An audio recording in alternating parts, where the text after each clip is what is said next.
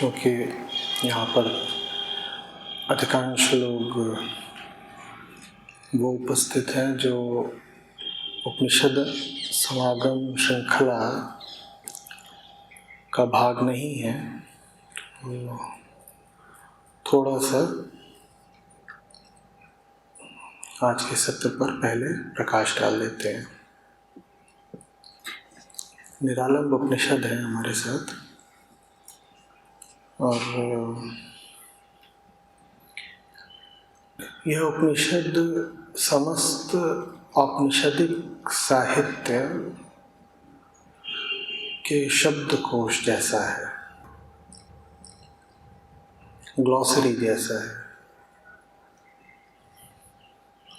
जो भी शब्द, सिद्धांत, टर्म्स हमको विभिन्न उपनिषदों और भगवद गीता और वेदांत के अन्य ग्रंथों में पढ़ने को मिलते हैं, इस उपनिषद में उनका अर्थ बताया गया है। तो वास्तव में निरालंब उपनिषद वो सब कुछ स्पष्ट कर देता है जो वेदांत के किसी भी ग्रंथ में उपस्थित है।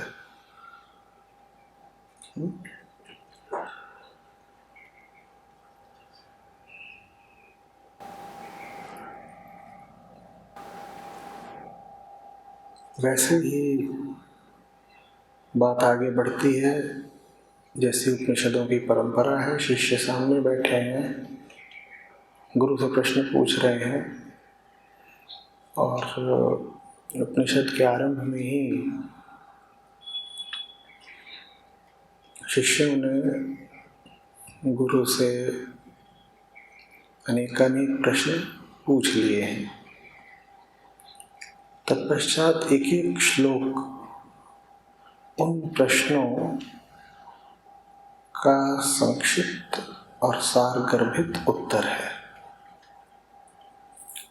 ठीक है, तो अभी जो हम श्लोक लेने जा रहे हैं, श्लोक क्रमांक 37, ये एक उत्तर है। किस प्रश्न का उत्तर है? प्रश्न है ग्राह्य क्या है, ग्रहणीय क्या है, किसको ग्रहण किया जा सकता है। इस प्रश्न का उत्तर दिया जा रहा है। और आगे पूछा है शिष्य ने, अग्राह्य क्या है, क्या है जिसको ग्रहण नहीं किया जा सकता या नहीं करना चाहिए। तो आगे फिर उसका उत्तर है। तो पूछा ग्राह्य क्या है, और ऋषि ने कहा देश काल वस्तु की मर्यादा से परे चिन्मात्र स्वरूप जो है वह ही ग्रहण करने योग्य है। देश काल वस्तु की मर्यादा से परे जो चिन्मात्र स्वरूप है, मात्र वही ग्रहण करने योग्य है। देश काल वस्तु से परे चिन्मात्र स्वरूप, देश काल वस्तु से परे चिन्मात्र स्वरूप, ऐसे हैं उपनिषद। किसी बात में विश्वास करने को नहीं कहते, कोई कहानी नहीं, परंपरा की कोई बात नहीं, बस मान लो विश्वास कर लो, ऐसा कोई आग्रह नहीं। सीधे सवाल सीधे जवाब। क्या है अपनाने लायक, क्या है आत्मसात ग्रहण करने लायक। देश काल वस्तु से परे जो है चिन्मात्र स्वरूप, चैतन्य स्वरूप, बस वो। अच्छा, तो क्या है जिसे ग्रहण नहीं कर सकते? क्या है जिसे ग्रहण नहीं कर सकते? निज स्वरूप से परे माया द्वारा कल्पित और बुद्धि तथा इंद्रिय गम्य जगत की सत्यता का चिंतन अग्राह्य है। ये नहीं करना है। इन दोनों श्लोकों को हम एक साथ लेंगे आज। क्या ग्राह्य है, क्या अग्राह्य है।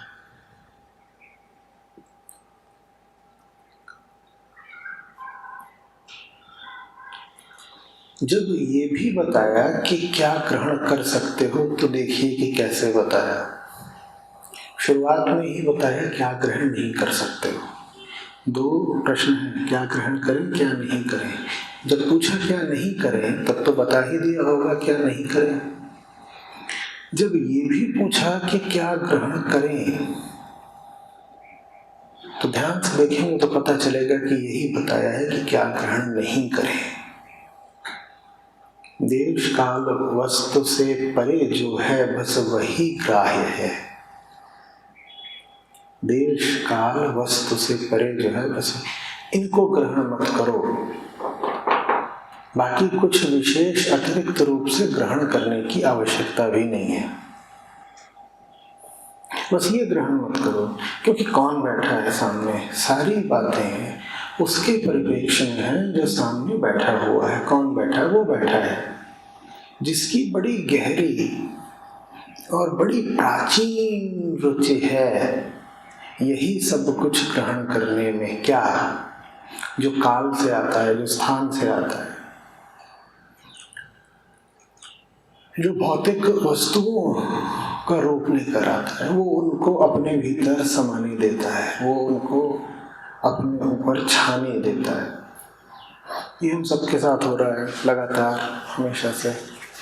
इसको रोकना है, ये मूल संदेश है। पर चूंकि प्रश्न ये था कि क्या ग्रहण करें, तो आगे ये भी कह दिया वह जो चिन्मात्र स्वरूप है उसे ग्रहण कर लो।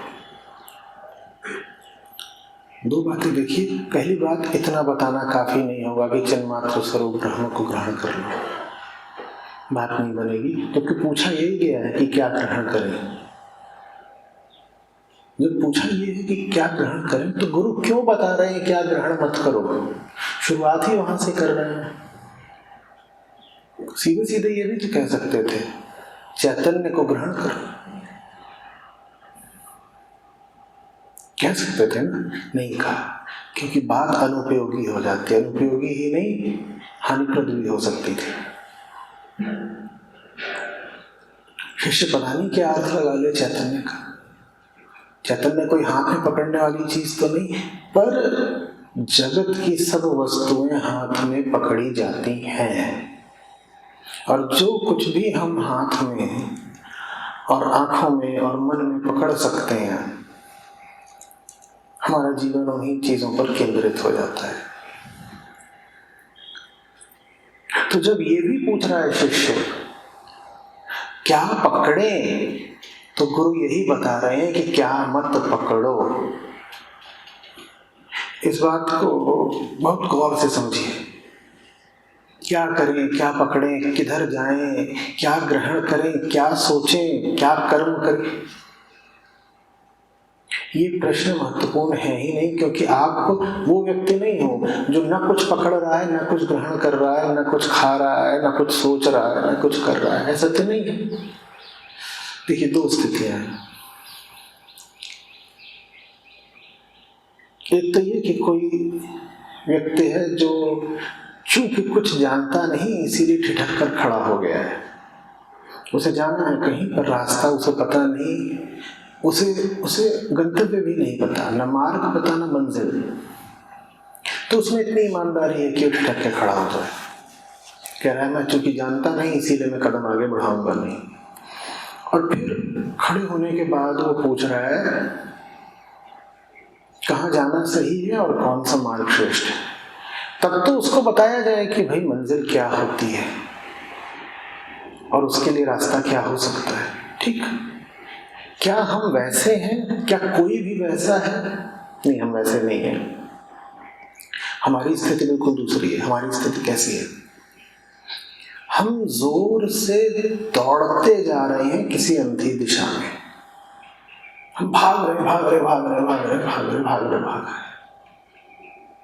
फिर कोई लग गया कि ज्ञानी है, मिला रास्ते में, तो उससे हमने पूछ लिया, थोड़ा बताइएगा किधर को जाए। अब वो व्यक्ति, वो ऋषि हमें देखता है और कहता है कि कैसा इंसान है, पूछ रहा है किधर को जाए, जबकि ये स्वयं ही भागा जा रहा है और किसी एक दिशा में भी नहीं भाग रहा है। ये विक्षिप्त सा है, ये कभी इधर को भागता है, कभी उधर को भागता है, दाएं बाएं उल्टा पुल्टा हर तरफ को तो ये भागता रहता है। और जिधर को भी भागता है, इसको आत्मविश्वास पूरा होता है कि वो दिशा ही सही है इसके लिए। और इधर उधर भागते हुए, लुढ़कते पुढ़कते ये मुझसे पूछ रहा है, बताइए क्या करें, क्या सोचें, किधर को बढ़ें, कहाँ पहुंचना चाहिए, ये क्या प्रश्न है इसका। तो फिर वो ऋषि हमें क्या उत्तर देंगे? वो कहेंगे, ये मैं बाद में बताऊंगा कि कहाँ को जाना चाहिए। सबसे पहले तो मैं ये बताऊंगा कि जहां जहां तुम जाते हो वहां जाना बंद करो। तो कहेंगे ये तो प्रश्न ही बहुत पीछे का है कि कहाँ को जाएं, उसका मैं उत्तर देने में उत्सुक नहीं हूं। पहली बात तो ये कि जहां जहां तुम जा रहे हो वो सब बंद करो।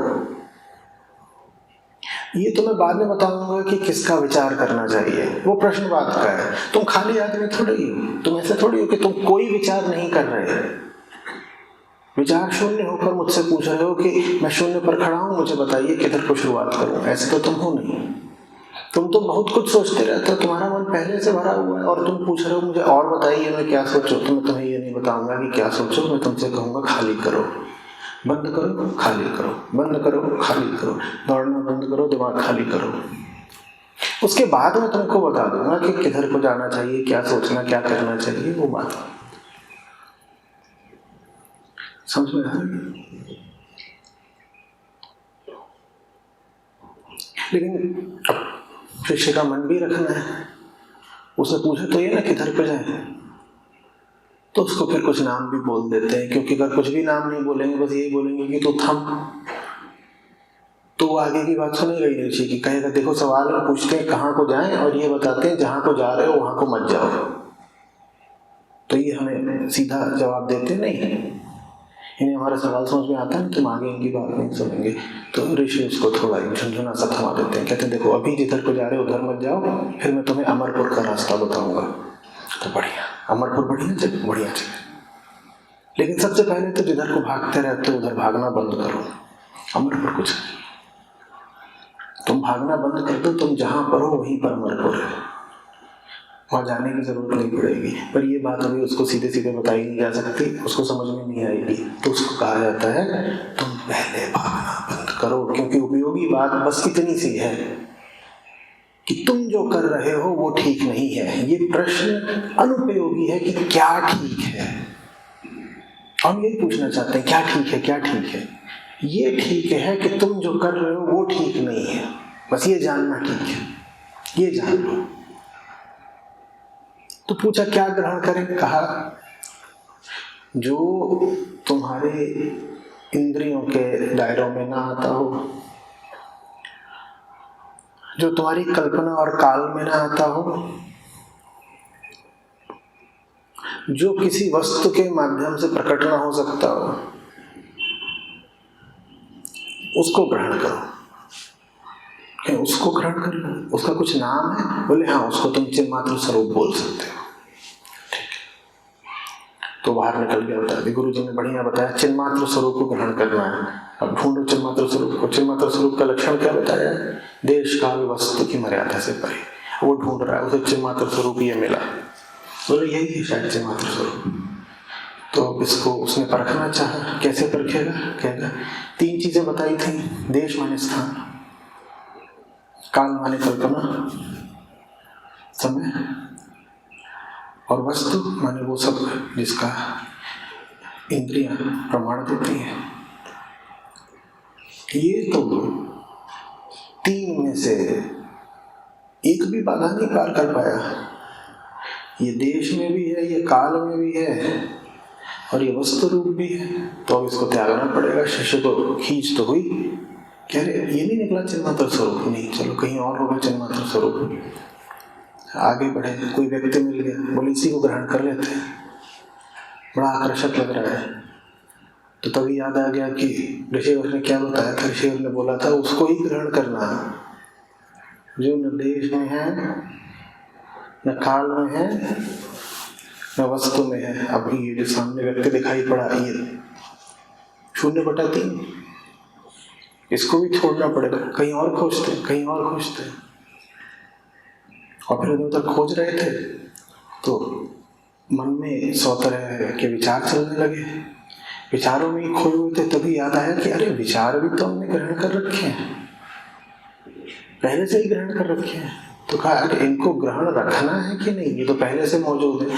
तो उन पर भी फिर वही कसौटी रखी गई, और जैसे ही कसौटी पे कसा गया, पता चला सारे विचार असफल हो गए, कोई शर्त पूरी नहीं कर पाया। तब जाकर के बच्चों को समझ में आया कि ऋषि क्या चाहते हैं। ऋषि तुम्हें कुछ दिलाना चाहते ही नहीं, जो कुछ तुम अपना माने बैठे हो वही तुम्हारा बंधन है, वो उसी से तुम्हें मुक्त करना चाहते हैं। उसी से मुक्ति को तुम कह सकते हो चिन्मात्र होना, कुछ और नहीं है। चैतन्य मात्र, चैतन्य का विषय नहीं है, चेतना मात्र है। विषय का मतलब होता है चेतना कहीं जाकर अटक गई, और चिन्मात्र होने का मतलब है पूरी चेतना है जो किसी विषय पर अटक नहीं रही, हर विषय का संज्ञान ले रही है, अटक कहीं नहीं जा रही। जैसे आंखें हैं, सबको देख रही हैं, संबंध सबसे रखती हैं, अटक किसी पर नहीं गई। संबंध सबसे है, आसक्ति किसी से नहीं। जान सबको रही है, मोह किसी से नहीं। इसे कहते हैं चिन्मात्र होना। इनका प्रकाश पर पड़ रहा है, इन्होंने ग्रहण किसी को नहीं कर लिया। ठीक वैसा जैसा प्रकाश का स्वभाव होता है, ये प्रकाश आप पर सब पर पड़ रहा है। प्रकाश उसमें ऊंच नीच भेद इत्यादि नहीं कर रहा।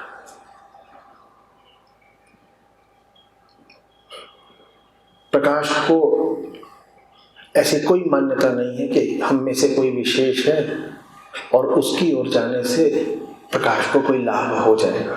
कोई लाभ नहीं हो जाना। जहाँ हमें लाभ दिखता है वहाँ कोई लाभ नहीं, जहाँ हमें हानि दिखती है वहाँ कोई हानि नहीं। हम जैसे हैं वैसा होना ही हमारी बीमारी है। हमारी बीमारी हमें लग नहीं गई है, हम ही बीमारी हैं। हमारी बीमारी हम पर कोई बाहरी प्रभाव या आक्षेप नहीं है। हमारी बीमारी हमारा केंद्र ही है।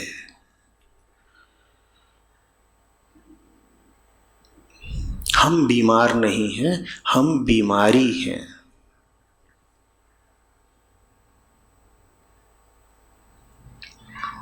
स्पष्ट हो रही है बात कुछ?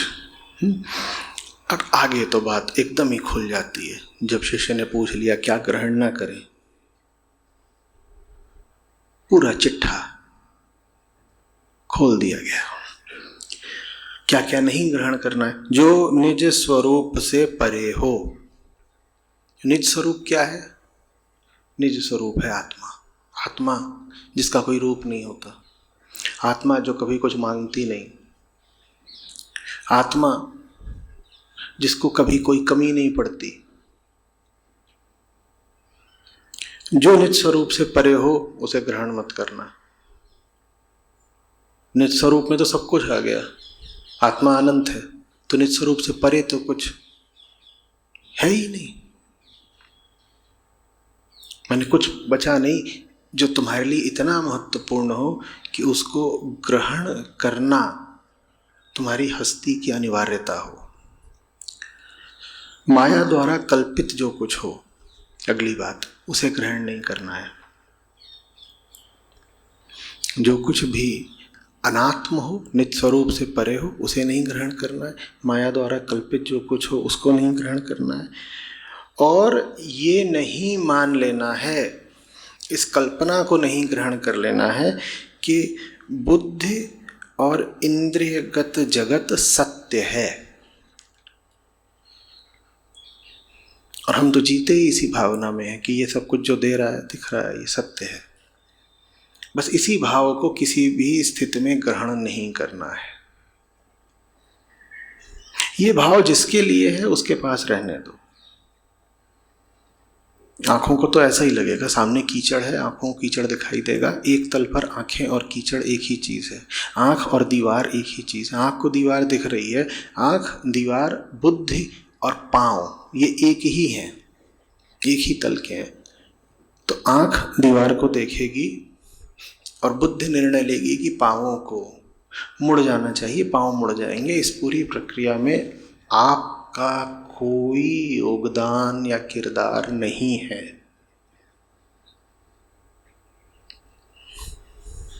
जिसको ये जगत सत्य लगता हो उसको लगने दो। आप कुछ और हैं। आप क्या हैं ये प्रश्न महत्वपूर्ण नहीं।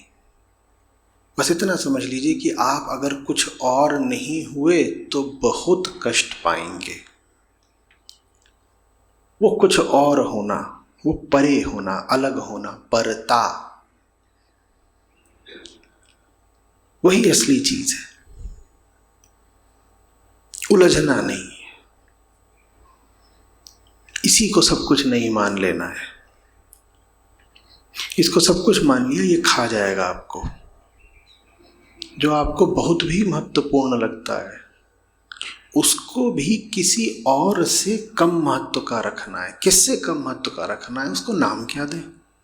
बस ये समझ लीजिए कि आपके जीवन में जो सबसे ऊंची, कीमती, महत्वपूर्ण चीज़ है वो भी एक कोई और चीज़ है जिससे नीचे की है। वो किस चीज़ से नीचे की है हमें नहीं पता, ना हम जानना चाहते हैं। उसको जानना बुद्धि का काम नहीं, उसका वर्णन शब्दों का काम नहीं।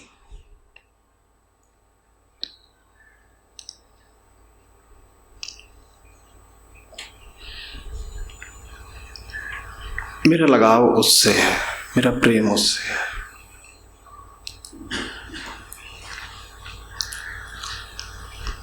ये सब जो सामने है, ये जो जगत है पूरा, ये व्यवहारिक है।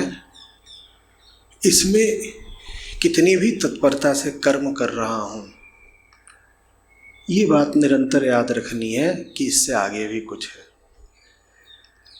एक बिंदु है जहां पर ये सब कुछ समाप्त हो जाता है, उसके आगे ये नहीं है। तो इसको एक सीमा देनी जरूरी है। इसके आगे देखो हम तुमको महत्व नहीं दे सकते। इंद्रियां जिसको देख रही हैं, मन बुद्धि जिसका चिंतन करते हैं, व्यवहारिक रूप से वास उसी में करना है हमको, लेकिन उसकी एक सीमा खींचनी बहुत आवश्यक है। सीमा नहीं खींची तो हम कह रहे हैं कि ये जो आपको प्रतीत होता है जगत का अस्तित्व, अपना अस्तित्व, ये खा जाएगा आपको, आप कहीं के नहीं बचेंगे। समझ में आ रही है बात?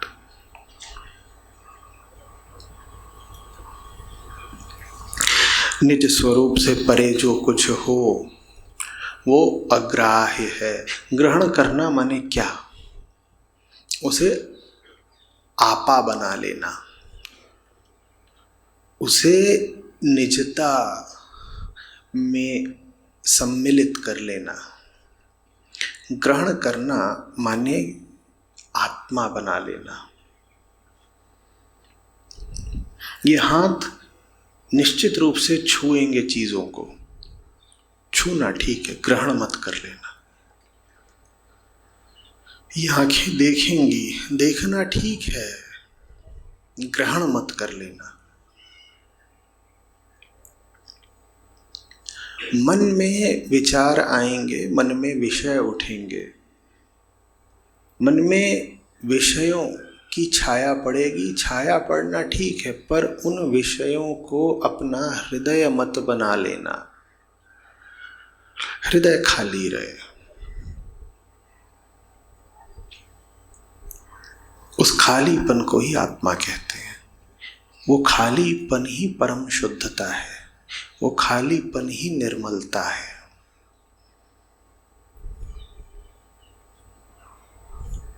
निर्मलता और कुछ नहीं होती। कहीं कचरा भरा हुआ है, आपने कचरा हटा दिया, उसको ही तो कहते हैं ना कि स्थान अब निर्मल हो गया। हस्ती का केंद्र सदा अस्पर्शित रहे। शरीर लेकर पैदा हुए हैं तो भौतिक होना तो विवशता है, पर उस भौतिकता की एक सीमा रहे। जगत आपको हर तरह से छुएगा, आपकी चमड़ी उतार कर आपको छुएगा, लेकिन फिर भी हस्ती में एक बिंदु ऐसा रहे जिसे दुनिया कभी भी छू न पाए। कोई भी कुछ भी कितना भी महत्वपूर्ण हो आपके लिए, उसको भी वहां आने नहीं देना है।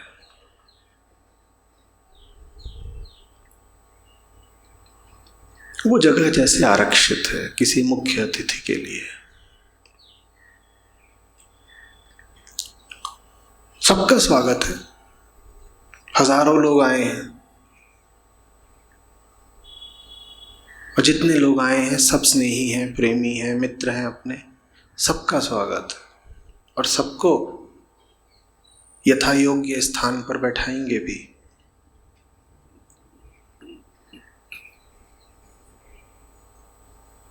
लेकिन एक ऊंचा स्थान रहे इस सभा में जिस पर कोई न बैठने पाए। वो स्थान सदा खाली रहे, जीवन भर। कोई कितना भी ऊंचा हो इस लोक सभा में, उस जगह का अधिकारी नहीं होता। वहां नहीं, वहां नहीं, वहां नहीं।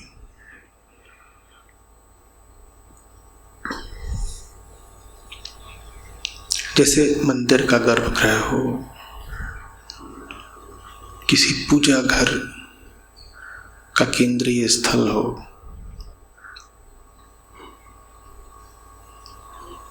आएंगे बहुत।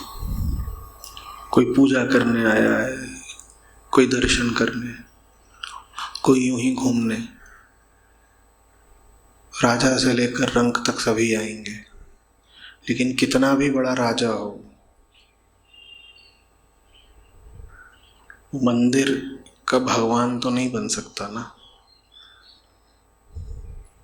वो जगह खाली रहे लगातार। जीवन में परिस्थितियां आएंगी जाएंगी, लोग आएंगे जाएंगे, विचार आएंगे जाएंगे, कोई भी आया हो, कोई भी गया हो,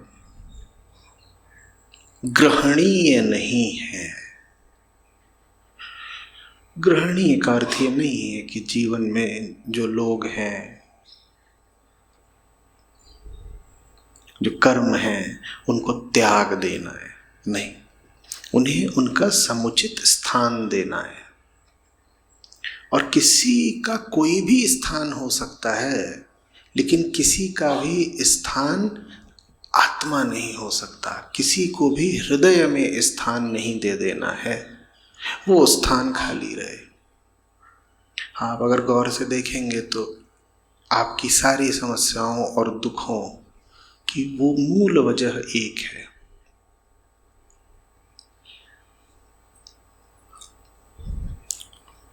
जीवन की उच्चतम जगह पर किसी अनधिकारी को बैठा दिया। हृदय जो कि शुद्ध, रिक्त, निर्मल होना चाहिए था, हृदय में किसी को स्थान दे दिया। बस यही मूल गलती है। वो कोई व्यक्ति भी हो सकता है, कोई वस्तु हो सकती है, कुछ भी हो सकता है। जगत में अनेक विषय हैं, कोई भी विषय हो सकता है। और ये भी आवश्यक नहीं है कि वो एक ही विषय है। हमारा हृदय तो ऐसे होता है जैसे किराए का घर। वहां भी विषय और वस्तुएं और व्यक्ति आते जाते रहते हैं।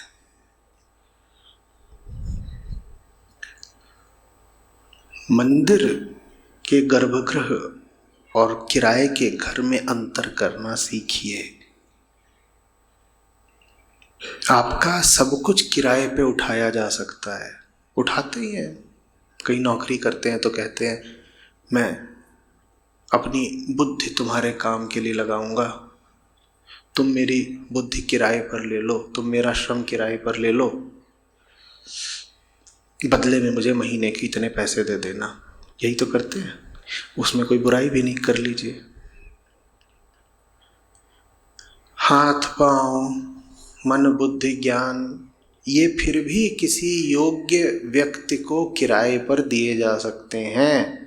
हृदय किसी को मत दे दीजिएगा, न किराए पर देना है न बेच देना है, उसे खाली रखना होता है। वो रिक्तता ही निर्मलता है। जब पूरी अपनी सूची बना लें वरीयता की, तो फिर अपने आप से कहिए कि इन सब चीज़ों से भी ऊपर का कुछ और है और वही असली है और उसी से मुझे प्रेम है और मुझे उसको नाम भी नहीं देना।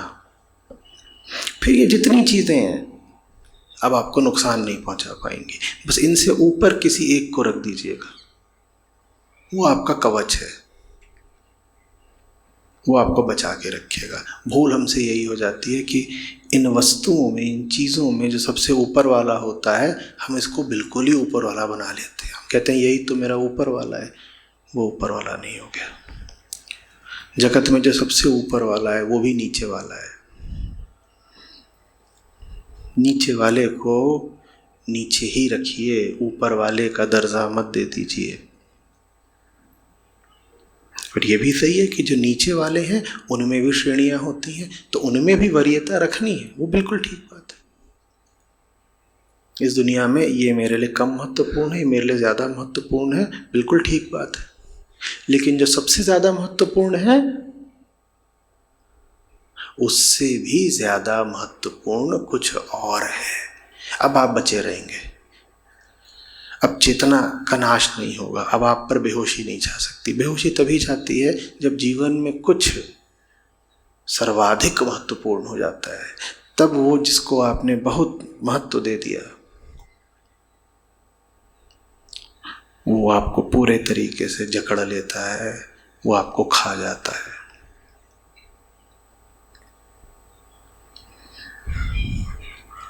मुक्ति और कुछ नहीं है, मुक्ति यही है। जो बहुत महत्वपूर्ण लगता है उससे मुक्ति, क्योंकि जो महत्वपूर्ण नहीं लगता वो तो बंधन भी नहीं बनेगा ना। जो बहुत बहुत कि ये चीज़ तो देखिए, ये उसका तो ख्याल रखना पड़ता है, तो देखना पड़ता है, तो ऐसा है, तो ऐसा है, इसके बिना काम कैसे चलेगा, ये जो चीज़ है इसी से मुक्ति का नाम है मुक्ति।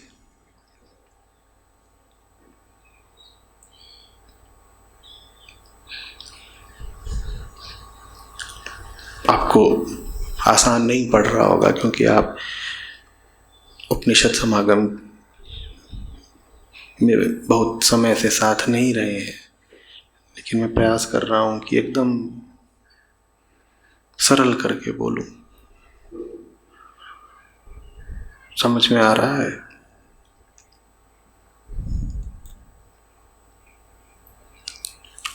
नहीं आ रहा है? ठीक है। माया द्वारा कल्पित, जैसे कि कोई कल्पना माया द्वारा नहीं होती।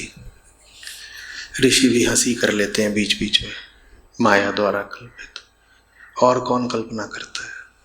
पर शिष्य ऐसा है जो भूल जाता है ना कि सारी कल्पनाएं माया से ही आती हैं, तो इसीलिए दोहरा के बोला है माया द्वारा कल्पित। नहीं तो या तो कह देते मायावी या कह देते काल्पनिक, बात पूरी हो जाती। सिर्फ कह दें काल्पनिक तो भी बात पूरी हो गई, और सिर्फ कह दें मायावी तो भी बात पूरी हो गई। अनावश्यक है दोनों बातें एक साथ बोलना है, दोहराव है, पर वो दोहराव आवश्यक है। बताओ क्यों? शिष्य भूल जाता है कि कल्पना माया है, क्योंकि कल्पना देती है रस। फिर ऐसा हो जाएगा, एक दिन भविष्य आएगा, मुझे ऐसा मिल जाएगा, ऐसा होगा, जो भी कल्पना। दुख की कल्पना तक रस देती है, मात्र सुख नहीं। कोई भी कल्पना रस देती है, नहीं तो आप करोगे नहीं। आप कहोगे बड़ा डर लगता है फलानी बात सोच के, उसमें क्या रस है? डर का रस है। डर में नहीं रस होता तो डरावनी फिल्में देखने क्यों जाते? बनती भी हैं, चलती भी हैं। क्यों चलती? डर में भी एक रस होता है। कल्पना में रस है। आप यूं ही कल्पना नहीं कर रहे, छुप छुप के मजे ले रहे हैं।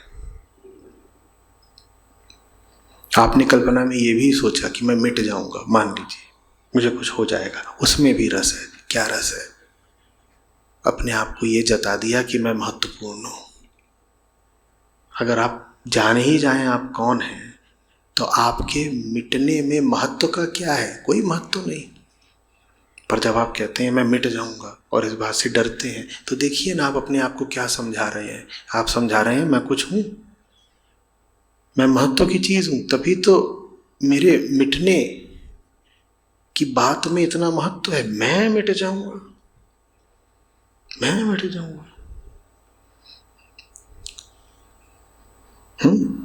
आपके हाथ पर मक्खी बैठी और कोई बोले मक्खी उड़ जाएगी, तो आपको भय लगता है, आप आगे ही कल्पना करते हैं उड़ जाएगी, फिर क्या होगा हे राम? ऐसा कुछ होता है? नहीं होता। पर आपसे कहा जाता है आप उड़ जाएंगे, तो ये बड़े चिंतन का विषय हो जाता है। क्यों हो जाता है? क्योंकि मक्खी छोटी चीज है, मैं बड़ी चीज हूं, तो मैं मिट जाऊंगा। इस कल्पना में भी इस बात का रस है कि देखो मैं कितना बड़ा हूं, देखो मैं कितना बड़ा हूं। मेरा होना और मेरा ना होना कितनी महत्व की बात है। माया द्वारा कल्पित जो कुछ भी है उसको असली नहीं मान लेना है। कल्पना बस कल्पना है। जगत में कल्पना आवश्यक होती है। यही तो जगत की चाल है। यहां अगर जिंदा भी रहना है तो वो सब कुछ करना पड़ेगा जो बंधन में डालता है। अध्यात्म वो युक्ति देता है कि कैसे इस जगत में रहते हुए भी बंधन में नहीं पड़ना है। नहीं तो यहां पैदा होने का मतलब ही होता है बंधन में पैदा होना। कुछ भी करोगे फंसोगे, कल्पना भी करनी पड़ेगी, वस्तुओं को सच भी मानना पड़ेगा, ये सब करना पड़ता है ना। अध्यात्म बताता है कैसे नदी में उतर जाना है और गीले भी नहीं होना है। डूबने की बात तो दूर की है, गीला तक नहीं होना है, नदी में उतर जाना है, नदी पार भी कर लेनी है, गीला भी नहीं होना है।